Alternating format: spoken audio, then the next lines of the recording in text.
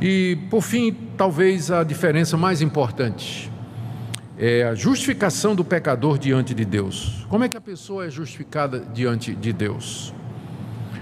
A teologia católica admite que Cristo morreu na cruz pelos pecadores, admite que Ele deu sua vida para perdoar pecados. Contudo, a justificação do pecador, o perdão que é dado ao pecador, não é um ato de Deus em que Ele nos considera justo e nos perdoa os pecados de uma vez para sempre.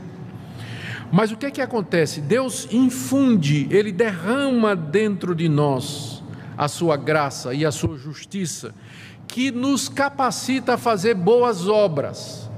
Então, dessa combinação de Deus dando a sua graça no coração do pecador e o pecador fazendo caridade, obedecendo os mandamentos, indo para a igreja, seguindo os sacramentos, então dessa cooperação é que o pecador morre na esperança de ser salvo. Enquanto que na teologia protestante a pessoa é salva pela fé, é um ato de Deus, Deus perdoa de uma vez por todas e, portanto, a pessoa pode ter certeza de que está perdoada e salvo. Na teologia católica, o católico não pode ter essa certeza, porque a salvação é uma cooperação entre a graça de Deus e as obras do pecador. Então, nunca vai poder ter certeza, não é, de que você, de fato, vai ser perdoado, que você não sabe se as suas obras elas são em número suficiente ou a cooperação é suficiente para garantir isso. Enquanto que, ou usando outro termo, na igreja reformada como a nossa, a salvação é monergista, ou seja, é um ato de Deus e de Deus somente. Na igreja católica é sinergista, é um ato de Deus junto com a colaboração do pecador. É errado você dizer que o católico acredita que a salvação é só pelas obras. Ele não vai dizer isso. Ele vai dizer, não, Cristo morreu pelos meus pecados, eu creio na graça de Deus, mas só que eu tenho que fazer a minha parte. Se eu não fizer a minha parte, isso não vai adiantar nada.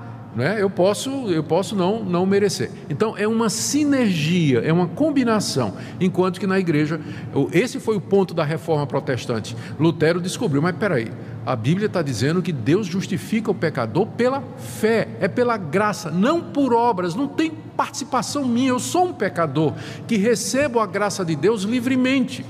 A salvação é um dom de Deus do começo ao fim, ela não é resultado da minha cooperação com Deus. E você vê como essa ideia, sinergista, esse pensamento católico da cooperação do pecador na salvação, ela impregnou a nossa cultura brasileira. Eu costumo dizer que os evangélicos brasileiros continuam com a alma católica, porque é duro para o evangélico, entender isso. Ele sempre fica pensando que ele tem que colaborar para a salvação dele, para a justificação dele. E aí, quando chega seitas evangélicas dizendo, você tem que dar isso, você tem que fazer campanha tal para poder fazer a sua salvação, você tem que fazer sacrifício e tudo mais, o brasileiro vai com muita facilidade, porque essa mentalidade de cooperação com Deus para a salvação está na raiz do povo brasileiro, que foi colonizado pela Igreja Católica. Ideias populares do tipo assim, você vê escrito na traseira do caminhão, o bom filho Deus ajuda. Já viram aquela caminhão que tem uma plaquinha atrás, o bom filho Deus ajuda, Então, essa cooperação sua com Deus para a salvação, isso é da teologia católica.